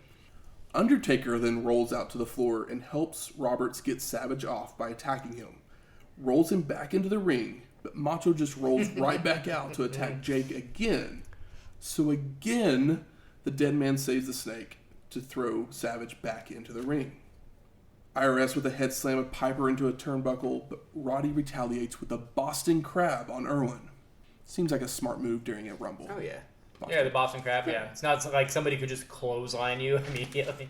Get behind you, put on the sleeper while you have the crab on. Number 22 is the Berserker. Berserker. Who? Piper throws IRS over the ropes, but Shyster holds on and rolls back in. Berserker then throws a roundhouse right at Hacksaw, who ducks, grabs Zerker to hit, an atomic drop! Woo! Number 4. This is not looking good. No. Continues the attack with a head slam into a turnbuckle.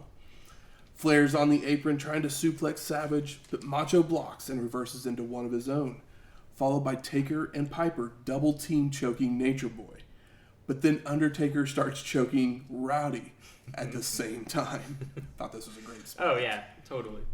Number 23 is Virgil. Virgil goes right after IRS, but is overwhelmed by Berserker and the Dead Man.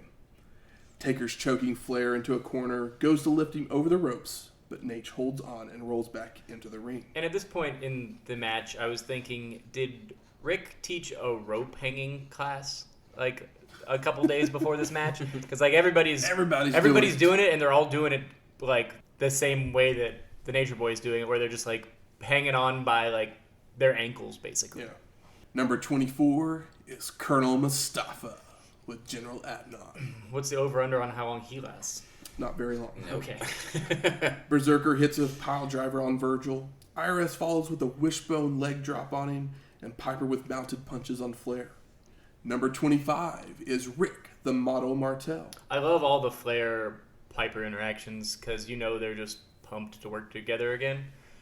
And we're, like I said, we've got like feels like such a fresh Piper. We haven't seen Martel since WrestleMania 7, episode 54, as he's basically been over in Japan working over there in Super World of Sports with Tenryu and those guys. I'd be curious to see some of that. Mastering the blindfold match? Hopefully. I mean, I remember a long time ago you were like, oh, you're going to like Rick later on, and turns out you were right. I like Rick, especially Sweater Rick. Gorilla lets us know that Martel holds the record for longevity in the Rumble, which he set the previous year with 52 minutes and 34 seconds. But the real story is, how bad of a haircut was this on the model? I don't specifically remember it. What did he have? Like a real pompadour type of thing? It was just bad.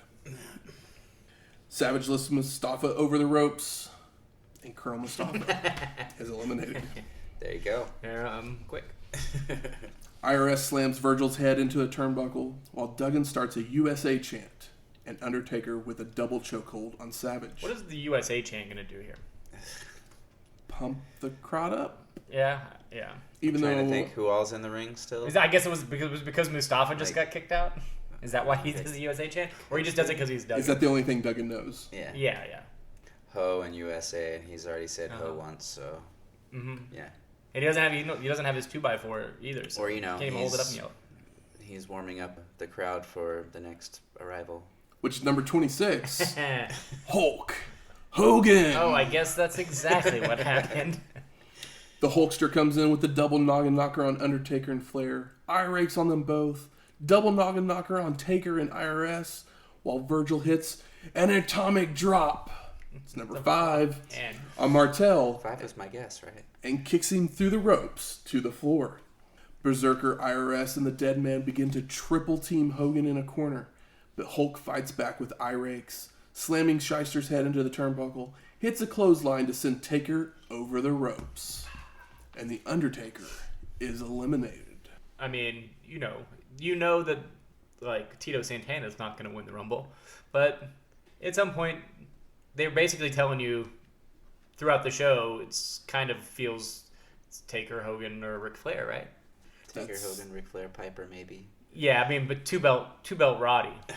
I mean, I like the idea, but he's got to go, make a B movie as soon as this show's over. Legitimately, when there was I want to say there was 8 people left in the match, there was only 2 people that I was like, well, they're definitely not putting it on that person. Yeah. But the other 6, I was like, I could see them if they wanted to, they could put the belt on. Yeah, we're not quite at like Thunder in Paradise years yet, but not yet. There's a Suburban Commando shoot probably coming up. Berserker then charges at Hogan, who backbody drops him over the ropes. So the Berserker is eliminated. Oh, son of a bitch. He wasn't one of the ones that I thought was going to win. Hulk then finally rips his shirt off, starts choking and hip-tossing the model with it, while Virgil goes for a flying crossbody on Duggan, which sends them both over the ropes to the floor. So Virgil and Hacksaw Jim Duggan are eliminated. Virgil and Hacksaw seem like when they would just put him as a tag team at some point when they ran out of shit to do with him. You guys both get half of a pop, so together maybe you'll get one. Who's the worker of that group? Doesn't matter, I guess. Trade out as the third man with the Bushwhackers. Yeah. Well, I'd rather see them against the Beverly Brothers than the Bushwhackers. That's true. Virgil, Duggan, and Crush. What a team that would be. There's worse teams. Potentially. IRS grabs Hogan's shirt and begins to choke Martel some more. Number 27 is Skinner. Hulk lifts Flair over the top rope, but again he holds on as he gets saved by Shyster. Hogan with a headbutt on Skinner. Nature Boy and the model trying to get Piper over the ropes. Skinner's now choking Hulk with his shirt. Roddy escapes his troubles by clapping Martel's ears with his legs. Nate Irish whips Hogan, but the Hulkster charges out with a clothesline on Flair and Skinner. Number 28 is Sergeant Slaughter. Skinner's trying to get Piper over until the model comes over and dumps Skinner over the ropes. So Skinner is eliminated. Good on you, Rick. Hogan and Piper brawling. Martel joins the fray only to be given a double noggin knocker by Roddy. Flair has now officially passed the longevity record. Ooh. I mean, of course, if he's coming in at 3, that's what's got to happen. I mean, all the best Flair matches, or all the ones that are talked about at great length, are like 40 minutes long anyway. Exactly. Piper then with a shirt-aided hip toss of IRS. I think Hulk's shirt got more work than Hogan did. I think so. I think it should have gotten. It definitely got more work than Colonel Mustafa, so it should have gotten its paycheck. Yeah, I mean, Hulk Hogan basically is just a paycheck for Hulk Hogan t-shirts. Number 29, Sid Justice. Big shit, Sid. I forgot. Totally forgot about Sid. I totally forgot too, and I was like, oh yeah. Because he's been gone the last 2 pay-per-views because he's hurt. And so it's like... it's like one of those things. I was like, is this the first time we've seen him in the WWF? I was like, no, I don't think so. But he was the ref. He just hasn't seen him. He just hasn't done anything. Yeah. It was one of those like times where you bring somebody in and then shit, happens. Then somebody gets hurt and then it fucks everything up. Sid goes over not that I love Sid or anything. Just want to make that clear. You just love that tight little perm that he has. I mean, it's nice Goldilocks. I take him on my softball team. I'm sure he'd be a great pitcher. But would you let him curl? I mean, he's got curls already. Sid goes after Shyster, getting him over the ropes, but IRS holds on and rolls back in. Martel with a second rope double axe handle on Sid. Flair with a snapmare on Hogan. Justice starts working on Nature Boy, but gets taken down with a hair drag, only to do a kip up and clothesline Nate. Justice doing a kip up? Yeah. It's crazy. Yeah, maybe he... Do it while you can, can, maybe buddy. maybe he did some like yoga in his when he was rehabbing. Number 30 is the Warlord. Oh, the Warlord. With Harvey Whippleman. I like that. Like Real Monsoon says it before he comes out because it's number 30. Like, granted, he already has probably on a piece of paper. Bobby Heenan tries to call him on it. He's like, "It's the last one." Like, of course I know who it is. Flair's press slam by Hulk, so he rolls out of the ring. Grabs Hogan by his boots to pull him out to the outside. Tries for a suplex, but the Hulkster blocks and reverses for one of his own on the floor. We knew Hulk wasn't taking that bump. Just think about that Andre match where he tries his hardest not to take that bump on the outside. And that was like a decade ago. In the ring, Macho is Irish whipped to a corner by IRS, who charges in. But Savage moves in time, while the Model comes off the second rope with a double axe handle onto Piper. Sid then Irish whips Sarge so hard, he does the Flair flip over the ropes to the floor. It's fucking brutal. He launches the shit out of him. It's like, Sergeant Slaughter should not be moving like that. No. Like, you could have ruined the man's career. So Sergeant Slaughter is eliminated. Hogan and Flair finally make their way back into the ring. Hulk hits the big boot. IRS throws Piper over the ropes. I get so scared when he hits the big boot. IRS throws Piper over the ropes only to land on the apron. But Roddy is holding onto Shyster's tie and ends up pulling him over to the floor. And it's amazing. And IRS is eliminated. Hulk and Sid then double team the Warlord with blows before tossing him over the ropes. So the Warlord is eliminated. Piper and Martel begin working on each other, trying to get each other over the ropes, when Sid comes from behind to toss them both. So Roddy, Piper, and Rick the Model Martel are eliminated. So our final 4 are Flair, Savage, Hogan, and Justice. 3 of Was these Savage things belong together. Was Savage actually eliminated earlier, or did he just go out on his own volition?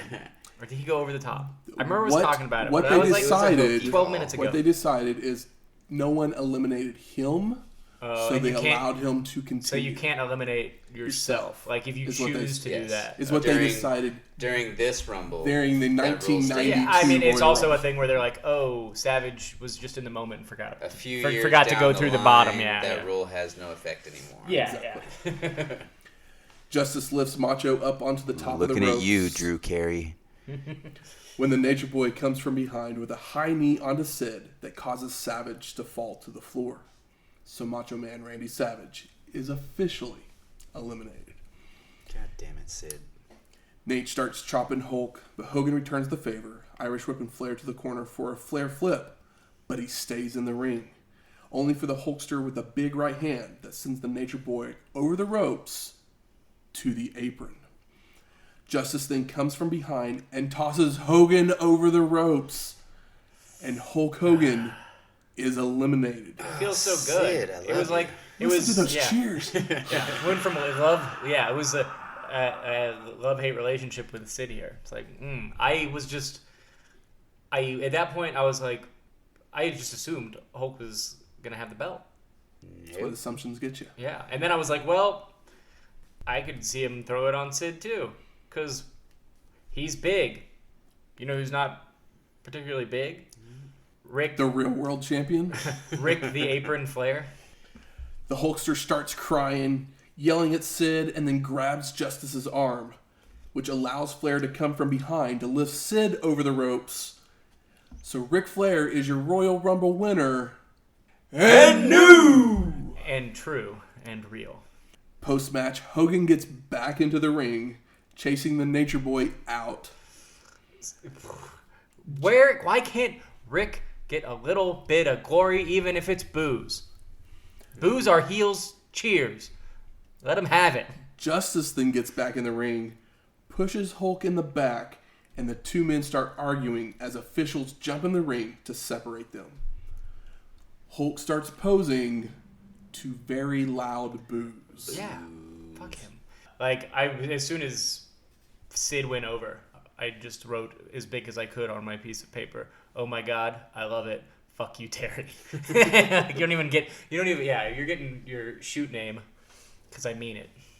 We then go to the back, Mean Gene's there with Jack Tunney, Ric Flair, Mr. Perfect, and Bobby Heenan, where Tunney presents the belt to the Nature Boy. Flair says, "This is the greatest moment of my life.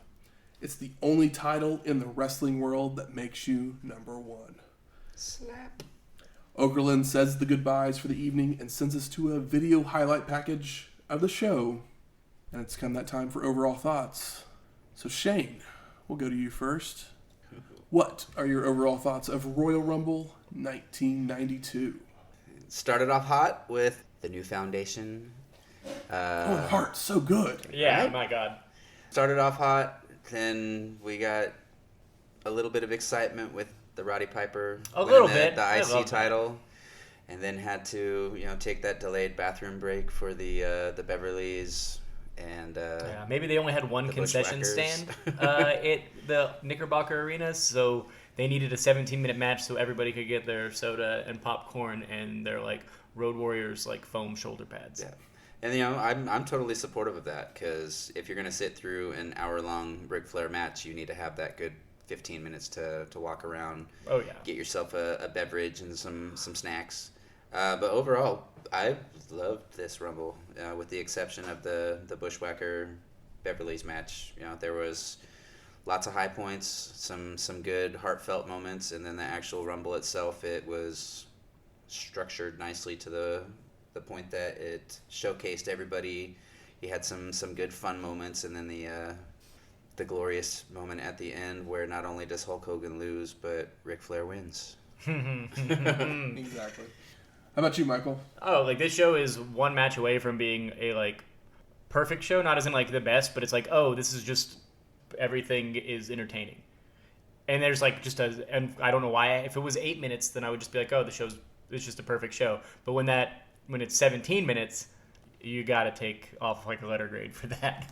Yeah. So like it's like I said, it's one match away from being a like perfectly like structured, entertaining show. And yeah, that's the 20 minutes off. I don't know. I don't want to harp, but I love the first match. Owen Hart's a real one. Love the second match. Roddy Piper's got the energy. LOD and the Quake brothers could have been better, but it wasn't bad. No. Yeah. I think this is the best Rumble we've seen. The actual match. Yeah, the actual match. Yeah. Rumble match. Yes. It's the best one we've seen. Most people consider it the best Rumble of all time. We'll find out as we go along. I mean, it starts hot and it doesn't slow down for maybe like the first 6 or 8 guys. I can't remember. Once one of the big guys that nobody cares about. I don't remember if it's Barbarian it's or right around Berserker. Yeah. Well, like Davey Boy, those 4 people eliminate themselves right around 14, but then Bossman and Hercules get eliminated, and so it's literally Flair and Piper in the ring by themselves when he comes in.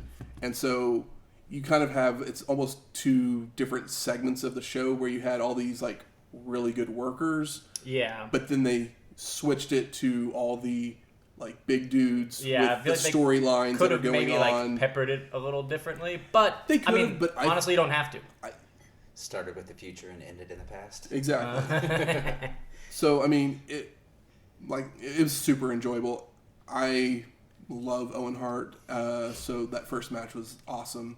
Piper, the match itself isn't that great, but the energy that Piper gives off, you keep your eyes on it, even though it's not like you shouldn't be this interested in a match, including the Mountie, as you are. Exactly. It's that feel good moment that the crowd needs too, because anybody who's been watching for all of this time, you want that little shining moment for Piper, because he didn't get the WrestleMania 1 championship main event with Hogan that he should have got to boost his career to an equally or even higher level. They haven't really given him any showcase championship matches, so the fact that he finally had something shiny to put around his waist was good, and that's what everybody wanted to see at least once for him. Good. Where's the smart marks at? There. All right. Fuck you. I think it's time we smark it up. So some of the best moments of the night. Start throwing them out there because Davey Boy Smith doing reps with Ric Flair. I mean, Davey Boy, everything Davey Boy did. Davey Boy's almost like it's fun. hard to pick an MVP of this show, but of the actual Rumble, like Ric Flair's great here, but I'd rather see a Ric Flair like Steamboat go 40 than Ric Flair just kind of like ping pong around. But like I think Davey Boy's my like Rumble MVP. Do you have who's your Rumble MVP, Shane? Like my personal, the thing that I enjoyed the most. I gotta give part of me wants to give it to Flair because it was his night to finally take the gold, but going over an hour in the Rumble. Oh yeah, I mean I knew when he came in at 3, it's like, well yeah, Flair's gonna get to the end, of course. Piper being the first to pull the double duty of having a match at the start of the match or start of the pay-per-view, and then have an awesome showing in the Rumble as well. Yeah, Piper is definitely in my short list as well. Yeah, it feels weird that it's not Ric Flair for me, but I think that this is just a weird place for Ric Flair to be for me. Like seeing him interact with this roster almost feels wrong. I don't know why. It feels weird, and I just like, and it's not that I don't like it, I'm enjoying it, but it just feels off. Yeah. It's like this one, like it was a good introduction to the WWF audience for him, but at the same time, it felt almost like it was a Flair spot fest because you didn't get to have the full typical run-of-the-mill Flair match. You got to see all of his shining moments, Flair flop after Flair flop after Flair flop. Yeah, he got a flop for every person in the ring.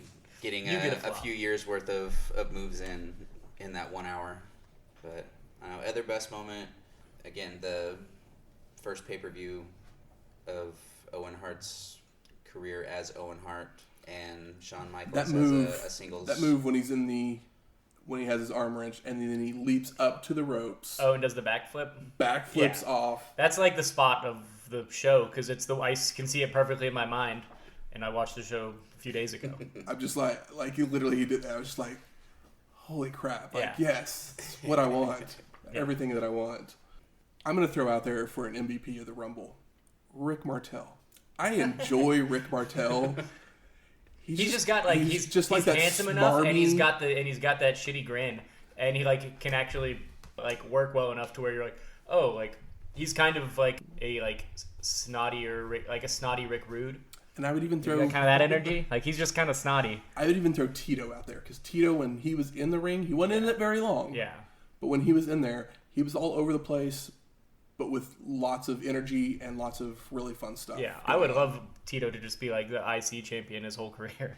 Just leave it on him. How about most disappointing? Bushwhackers and Beverly's getting 17 minutes is definitely disappointing. Mine is that Flair doesn't get to have his moment with the title in the arena. He does in the backstage, but I think that if he has it and he gets boos, Hogan still steals the spotlight. Yeah, where is it? And people boo him for that, which feels great, and I love it. But like, if you gave that to Ric Flair, he could have done something to really generate boos and get some real heat on himself. Yeah. Anything. He could have spit at Hogan. He could have done something with a T-shirt. He could have just yelled at the crowd. He's Ric Flair. He'll figure it out. That's not a problem. I just wish he had that moment. And it's crazy they would put the belt on him and not give it to him like that. Yeah. Along those lines, because we do know from knowing, Spoiler alert for WrestleMania 8. Yeah. The next pay-per-view. It's not Hogan Flair. It's not Hogan Flair. And they could have built that here. That's what they should have done. Yeah.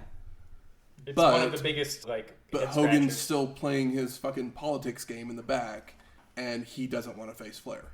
So because he'd have to work 40 minutes? Or he might have to lose. Yeah. So I mean, I think that's one of the more disappointing things. Hogan doesn't stare at the lights. lights. Just because Hogan just wouldn't realize the enormity that match would have. Oh yeah, that would have only have gave them bigger. They only would have made more money for a longer amount of time. Exactly.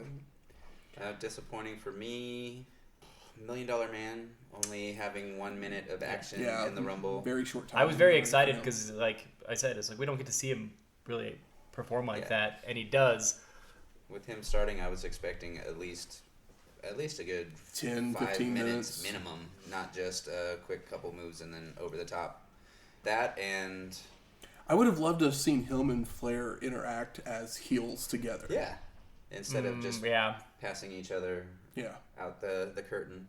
The other disappointing or maybe surprising even was just the complete absence of Bret Hart. Yeah, that's one I was surprised. So I was like, okay, so Bret will be in the Rumble, but I didn't really catch all the... It'd be different if he was injured, but he was only out of that match before because of a fever. And it was a week or so before, so you'd figure that he would have recuperated. I mean, I don't think he was ever supposed to be in the Rumble. He was supposed to have a... He was just supposed to be in the IC title match. I guess one of those things like, well, we know what we're going to do here. Do we really want to take the Intercontinental guy and put him over the ropes? But I mean, that's also why that match is literally only like 5-6 minutes. The Piper Mountie match, because they really hadn't had time to kind of work the match out. They hadn't been working on house shows. Getting it on somebody that's not the Mountie is about as good as the idea as any. Yeah, especially on the road to WrestleMania. Mm-hmm. Are we saying our Rumble MVPs are the best performer of the night, or are we giving it to Owen? Because I mean, we can give it to Owen. It's a real coming out party there. You know what I mean? It's like he shines, and everybody gets rocketing. Yeah, up rocket strap. And everybody's like, the whole crowd loses it for him because of what he's doing in the ring. It's like when you see like Liger matches in the U.S. or like Buddha matches in the U.S. where it's like oh, like they don't know who this guy is, but they immediately started cheering him because of his performance, because of what he can do, his physical literally prowess. At Starrcade when Liger and Morton do that whole sequence, like the crowd's going crazy because they've never seen anything like that before. Yeah. Anything surprising. Just the Bret Hart not being on the show at all, but I mean, it's explained. It all checks out.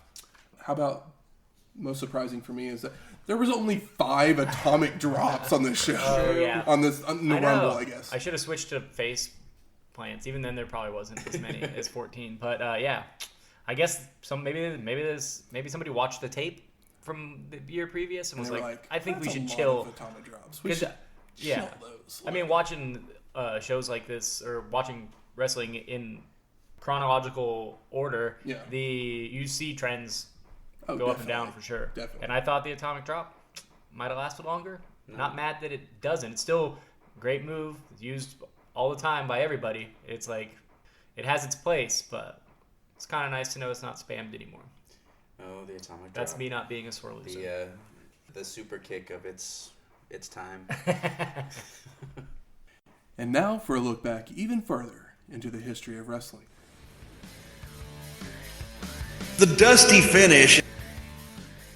After holding the NWF Heavyweight Championship for over 400 days, Antonio Inoki would meet Stan Hansen on April 17th, 1981 at the Big Fight Series 2 in Kagoshima, Japan. The two would have a hard-fought match that would end in a no contest that would hold up the belt. 6 days later, on the same tour, Inoki and Hansen would meet again in Tokyo. This time, Antonio would win the match after a top rope knee drop for the 3 count. Inoki would then immediately vacate the title again so he could compete in the 1981 IWGP League, the precursor to the G1 Climax. New Japan Pro Wrestling would then deactivate the championship until 2003, with the new IWGP Heavyweight Championship taking its place as the top title. Next week, Super Brawl 2. Are we looking forward to that one? Yeah, we're due for a good WCW show, and 2 on, 2 off. I think we're about there. Because we definitely didn't like Starcade. No, we didn't. We sure did not. I wasn't here to talk about it, but I watched it. Honestly, no, I did not. Yeah, you joined at a good time. Super Brawl 2, now with more brawl, hopefully. All the brawl we need. Not the brawl for all, but all the brawl you need. Music from this week's show is the theme from the Royal Rumble, and for the first time on a WWF show, Spach Zarathustra by Strauss. You can always rate and review us on iTunes, Stitcher, Google Play, or wherever you find your podcast at. Give us those 5 stars. Let us know how you feel about us. You can always email us at wrestlinghistoryx@gmail.com with any comments, concerns, welcomes to Shane. You can always do that too. Hey, yeah. He'll take those. Or you can always find us on Twitter at WrestlingHistoX. That's Wrestling HISTOX. We'll talk to you next week. Laters.